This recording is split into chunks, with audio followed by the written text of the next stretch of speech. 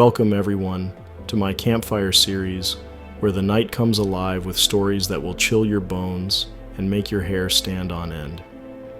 Gather round the fire and let the darkness envelop you as we dive into a world of shadows and whispers.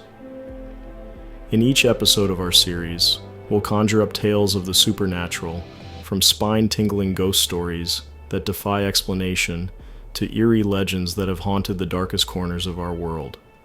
These are stories that have traveled through whispers and legends, each one steeped in mystery and suspense. Without further ado, let's dive into my second episode of this series. The Golden Hand. He never paid much attention to the neighbors living on his city block until the day the pretty middle-aged widow moved in 2 doors down from him. She was plump and dark with sparkling eyes, and she always wore dark gloves on her hands, even indoors. He went out of his way to meet her, and they often bumped into each other in the street and stood talking. One day, as she brushed the hair back from her forehead, he caught a glimpse of gold under the glove on her right arm. When he asked her about it, she grinned coquettishly and told him that she had lost one hand a few years back, and now wore a golden hand in its place. In that moment, a terrible lust woke in his heart, not to possess the lady herself, but to possess the solid gold hand that she wore under her long black gloves. He courted the widow with every stratagem known to him: flowers, trips to the theater, gifts, compliments, and he won her heart. Within a month, they were standing in front of a minister, promising to love one another until death parted them. Within another month, he was a widower, and had buried his ailing wife in the local cemetery, without her golden hand. It had been so easy. A slow poison, administered daily to resemble a wasting disease. No one, not his wife, not the family doctor, not their neighbors, suspected murder. And the night after the funeral, he slept with the golden hand under his pillow. It was a dark night. Clouds covered the moon, and the wind was whistling down the chimney and rattling the shutters of the townhouse.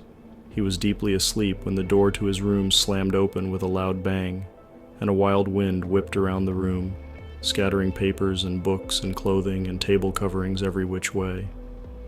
He sat up, startled by the sudden noise, and his pulse began to pound when he saw a greenish-white light bobbing slowly into the room. Before his eyes, the light slowly grew larger, taking on the shape of his dead wife. She was missing one arm. "Where is my golden hand?" she moaned, her dark eyes blazing with red fire. "Give me my golden hand." He tried to speak, but his mouth was so dry with fear that he could only make soft, gasping noises.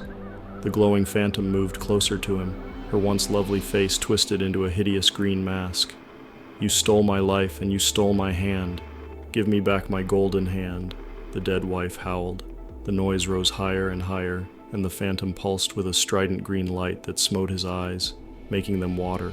He cowered back against his pillows, and the hard shape of the golden hand pressed against his back. And then he felt the golden hand twitch underneath him, as the mangled green phantom that had been his wife swooped down upon him, pressing his face against the pillow in a suffocating green cloud.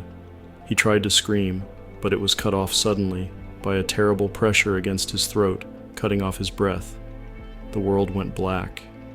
The next morning, when the housemaid came into the room with her master's morning cup of tea, she found him lying dead on the floor, with the golden hand clutched around his throat. A tale of betrayal and greed, a story that reminds us of the darkness that can fester in the hearts of even the closest allies.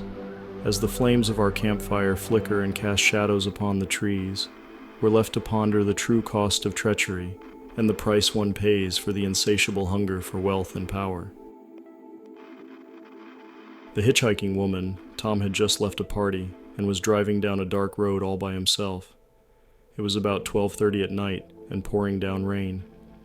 He had only driven about 2 miles when he saw this faint figure walking on the side of the road. As he got closer, he realized it was a young lady, and she was wearing a long white dress. He pulled over and asked her if she would like a ride. She said she would, and she hopped in the front seat. He noticed she was shivering from the rain, so he took off his jacket and offered it to her. She draped the jacket over her shoulders and they started to talk about nothing in particular. When Tom pulled up to her house, he turned to her to ask her something, but she was gone. Puzzled, he thought maybe she had already ran into her house. The following day, Tom realized the girl had left in such a rush that she forgot to give him back his jacket. He remembered where her house was and drove there since he did not have a phone number to call. He knocked on the door and an older woman answered. Tom told her he was there to pick up his jacket that her daughter had from the night before. The woman looked at him strangely and told him he must have the wrong house. The man was sure this was the right place he dropped off the girl, so he began to describe her and what she was wearing. The old lady was shaken and began to cry. She explained that her only daughter died 10 years ago on prom night and that the man had described her exactly. She said her daughter was buried up the road at Meadowood Cemetery. After Tom left the old lady's house, he decided to go find the girl's grave. There, laying on her headstone, was his jacket. Ghostly encounter of the girl who seemed so real. It blurs the line between the living and the spectral. As the embers of our campfire cast their glow, we are left with the lingering echoes of a presence that defied the bounds of the natural world. Hiding in the back seat.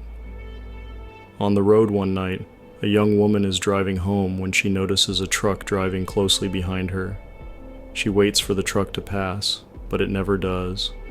Instead, it stays behind her and flashes its high beams. She's immediately uncomfortable and realizes no matter how fast she drives or what road she takes, the truck stays right behind her, flashing its high beams every few minutes. At this point, she's terrified and speeds home. The truck follows her and pulls into her driveway right behind her. She's about to run out of her car to her front door when the truck driver climbs out of his car with a gun and fires in her direction. She screams but realizes she wasn't hit. When she turns, she sees the body of a man fall out of her back seat with a butcher knife clutched in his hand. It turns out the truck driver had been trying to save her the entire time. Each time the man raised his knife, the driver flashed his high beams to try and warn her. A chilling reminder of a legend we've all heard. Always check your back seat. It's a story that taps into our deepest fears, a warning wrapped in the guise of a simple precaution. As the fire dwindles and the darkness closes in, we're left to ponder the unsettling truth behind this urban myth.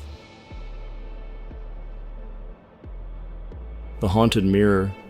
Once, in a small, isolated town, there was an old house that had stood empty for years. The locals avoided it, not because it was decrepit or run down, but because of a tale that clung to its history like cobwebs. They said the house was cursed, and at the heart of the curse was a mirror, a very old, ornate mirror that was said to be the source of unspeakable terror. The mirror was no ordinary mirror. It was rumored to show more than just your reflection. It revealed what was hidden beneath the surface. The legend spoke of a young woman who, driven by curiosity and a touch of madness, decided to test the mirror's power one stormy night.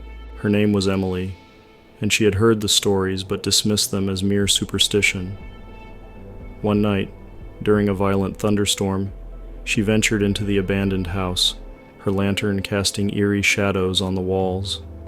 There, in the dusty, cobweb-filled attic, she found the mirror. It was covered in a black shroud, its surface hidden from view. With trembling hands, Emily removed the shroud and gazed into the mirror. At first, she saw only her own reflection, wet hair plastered to her face, eyes wide with anticipation. But as the storm raged outside, the reflection began to change.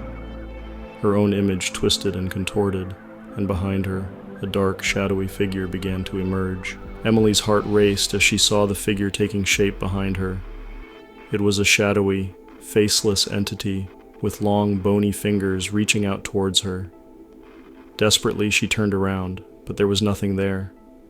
She looked back at the mirror, and the figure was now standing directly behind her reflection, its hand nearly touching her shoulder. Frightened, Emily tried to leave, but the mirror's power held her in place. The figure's hand reached out from the glass, its fingers almost grazing her shoulder. She could feel a cold, chilling presence enveloping her. In a final, frantic attempt to escape, she smashed the mirror with a nearby chair, but the damage was already done. The next morning, when the townsfolk went to the house to investigate, all they found was Emily's lifeless body lying beside the shattered mirror. Her face was frozen in a look of sheer terror, her eyes wide open, as if she had seen something beyond comprehension. No one ever dared to approach that house again, and the mirror's pieces were scattered and lost to time. They say the mirror's curse lives on, and those who dare to look into a mirror at night may see the same shadowy figure reaching out from the darkness. So remember, if you're ever alone at night and feel a chill creep over you, don't be surprised if you catch a glimpse of something moving just behind you in the glass. Sometimes, what lies hidden in the reflection is far more terrifying than what you can see. Thank you so much for joining me around the campfire tonight. I hope you enjoyed the stories, and that it left you with a few shivers and a sense of mystery. If you liked what you heard, I'd love to know. Drop a comment and let me know what you think. Your feedback means a lot and helps me bring more stories to life. If you have any suggestions for future tales or themes you'd like to explore, please share them in the comments below. Your ideas could inspire our next spine-chilling adventure. Until our paths cross again, sleep tight and remember, the darkest shadows often lurk in the most familiar places. Bye for now.